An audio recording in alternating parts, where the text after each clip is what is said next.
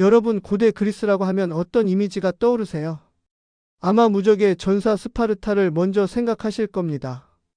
펠로폰네소스 전쟁에서 승리한 스파르타는 그리스 전역을 지배하며 그 어떤 군대도 자신들을 꺾을 수 없다고 믿었어요. 스파르타의 상징인 붉은 망토와 람다 문양의 방패는 곧 승리와 공포의 대명사였죠. 하지만 역사는 언제나 새로운 영웅을 기다립니다. 기원전 371년 이름 없는 도시국가 테바이의 한 전략가가 이 스파르타의 전설을 깨뜨리기 위해 나섰습니다. 바로 에파미논다스입니다. 오늘 우리는 이 두 국가의 운명을 건 한판 승부, 레우크트라 전투의 전말을 파헤쳐 보려 합니다.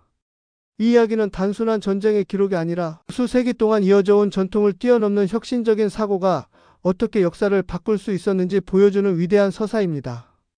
기존의 모든 상식을 뒤집었던 한 남자의 천재적인 발상. 영상을 끝까지 시청해주시고 구독과 좋아요 부탁드립니다. 스파르타의 오만과 테바이의 분노.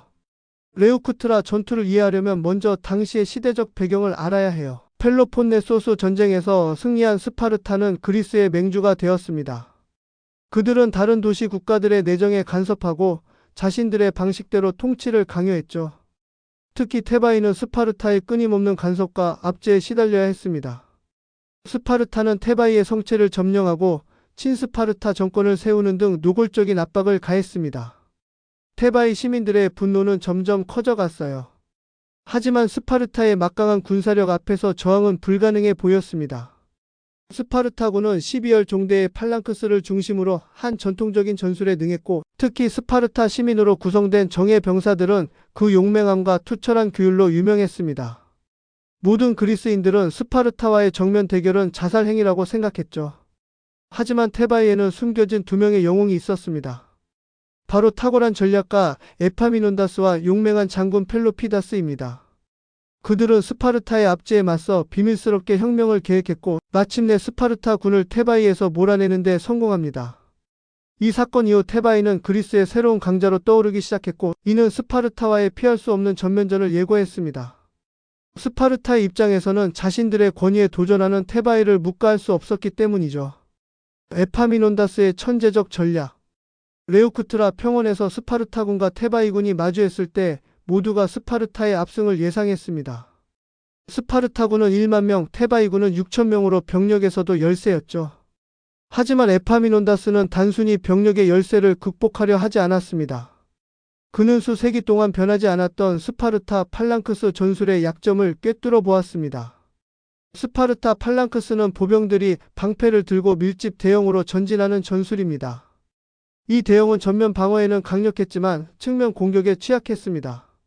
스파르타군은 가장 숙련된 병사들을 항상 팔랑크스의 우익에 배치했습니다.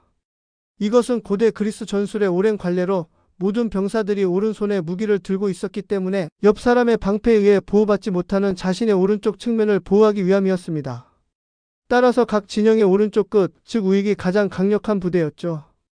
에파미논다스는 바로 이 점을 이용하기로 결심합니다. 그는 스파르타의 가장 강력한 부분을 정면으로 돌파하는 것에 모든 것을 걸었습니다. 이것이 바로 그의 혁신적인 사선 대형 전술의 핵심입니다. 운명을 건 전투. 기원전 371년 레우크트라 전투가 시작되었습니다. 테바이의 에파미논다스는 다음과 같은 파격적인 진영을 선보였습니다. 그는 자신의 좌익에 병력을 집중시켰습니다. 무려 50열에 달하는 압도적인 깊이의 팔랑크스를 구축한 것입니다. 이는 스파르타의 전통적인 12열 팔랑크스와 비교할 때 거의 4배에 달하는 두께였습니다. 이 두꺼운 진영은 스파르타군의 우익을 정면으로 돌파하기 위한 것이었죠. 이 압도적인 좌익의 선두에는 테바이 신성대라 불리는 300명의 최정예 병사들이 있었습니다. 이들은 모두 동성애자 연인들로 구성된 부대로 옆에 있는 전우를 지키기 위해 죽음을 불사하는 맹렬한 용맹함을 자랑했습니다. 이들은 전투의 선봉에 서서 스파르타군에 막대한 피해를 입혔습니다. 사선 대형 에파미논다스는 자신의 좌익을 스파르타군 쪽으로 먼저 전진시키고 우익은 의도적으로 후퇴하여 싸움을 지연시켰습니다. 마치 사선 모양의 대형으로 적진에 돌격하는 형태였죠. 이 전술은 스파르타군이 테바이의 강력한 좌익과 싸우는 동안 그들의 약한 우익이 공격받을 기회를 주지 않는 효과를 낳았습니다. 전투가 시작되자 스파르타군은 예상대로 우익에 힘을 집중하며 돌격했습니다. 하지만 그들은 테바이의 좌익이 구축한 거대한 벽에 부딪혔고 곧바로 엄청난 압력에 직면했습니다. 이 압도적인 충격과 테바이 신성대의 맹렬한 공격에 스파르타의 자랑이던 정예병들은 무참히 무너져 내렸습니다. 측면에서는 테바이 기병대가 스파르타 팔랑크스의 약점을 파고들었고 스파르타의 전술은 완전히 무력화되었습니다. 스파르타의 몰락. 레우크트라 전투의 결과는 충격적이었습니다. 스파르타의 왕 클레온브로토스를 비롯해 수많은 정예 병사들이 전사했습니다. 단 한 번의 전투로 스파르타는 수십 년간 쌓아온 군사적 명성을 잃고 말았죠. 이 전투는 단순한 승패를 넘어 고대 그리스의 역사를 송두리째 바꿔놓았습니다. 레우크트라 전투의 패배는 스파르타의 군사적 신화의 종지부를 찍었습니다. 이후 스파르타는 다시는 그리스의 맹주 자리에 오르지 못했습니다. 테바이는 에파미논다스의 지휘 아래 그리스의 새로운 패자로 떠올랐습니다. 그들은 스파르타를 굴복시키고 그리스 도시 국가들을 규합하는 데 성공했습니다. 에파미논다스의 사선 대형 전술은 고대 그리스의 전쟁 양상을 완전히 뒤바꿔 놓았습니다. 이 전술은 훗날 알렉산더 대왕의 아버지인 필리포스 2세에게 큰 영감을 주었고 이는 마케도니아의 그리스 정복과 알렉산더의 동방 원정으로 이어지는 중요한 토대가 되었습니다. 필리포스 2세는 에파미논다스의 전술을 더욱 발전시켜 마케도니아를 최강의 군사 국가로 만들었죠. 전설이 된 영웅 에파미논다스. 레우크트라 전투의 승리는 에파미논다스의 천재성을 보여주는 가장 대표적인 사례입니다. 그는 단순히 기존의 전술을 답습하는 것을 넘어 적의 장점과 약점을 철저히 분석하여 새로운 전략을 만들어냈습니다. 학자들은 에파미논다스의 리더십을 다음과 같이 평가합니다. 그는 병력수의 열세에 굴하지 않고 적의 전통적인 강점을 오히려 약점으로 만드는 역발상의 전략을 구사했습니다. 이는 기존의 모든 군사적 상식을 뒤엎는 것이었습니다.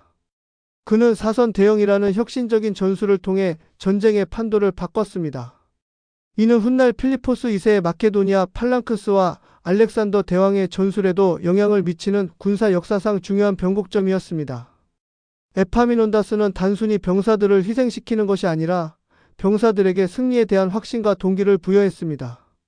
특히 테바이 신성대는 전우를 지키려는 맹세와 용기로 뭉쳐 압도적인 적군에 맞서 싸울 수 있었죠. 레우크트라 전투는 스파르타의 패권이 몰락하고 테바이가 부상하는 그리스 역사상 중요한 전환점이었습니다. 그리고 그 중심에는 모든 이의 예상을 뒤엎고 시대를 앞서간 천재 전략가 에파미논다스가 있었습니다. 그의 이야기는 힘이 아닌 지혜와 혁신이 어떻게 역사를 만들어가는지를 보여주는 살아있는 교훈으로 남아 있습니다. 이 전투가 있었기에 훗날 마케도니아의 알렉산더 대왕이 탄생할 수 있었다고 해도 과언이 아닐 겁니다. 영상을 끝까지 시청해주셔서 감사합니다. 구독과 좋아요 부탁드립니다.